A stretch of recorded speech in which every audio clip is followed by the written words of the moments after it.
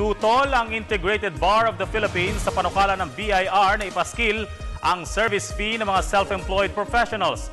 Paglilinaw naman ng BIR, wala sila nakikitang mali sa kampanya nila laban sa mga profesional na hindi nagbabayad ng tamang. Para sa detalye, may report si Dennis Cortez. Kontra ang Integrated Bar of the Philippines sa panukala ng Bureau of Internal Revenue na ipaskil ang service fee ng mga self-employed professionals sa kanilang mga tanggapan o opisina. Ayon sa IBP, unethical para sa mga abogado o doktor na ipaskil ang kanilang service charge o sinisingil sa kanilang mga kliyente.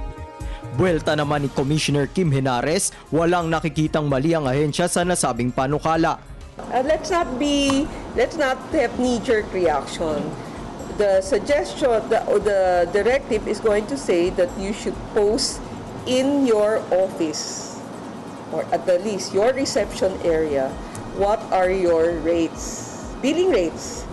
We did not say you should post it outside your office. We did not say you should have posters. We did not say you advertise it in the yellow page. We did not say you advertise it in the paper.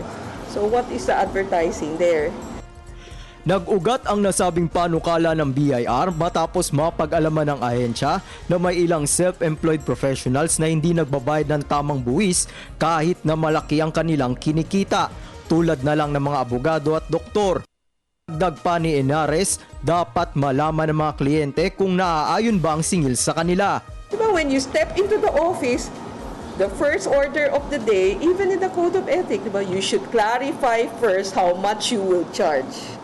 Kaugnay nito, batay sa datos ng BIR noong 2011, mahigit 10 billion pesos lang ang nakolektang buwis ng ahensya mula sa mga self-employed professionals.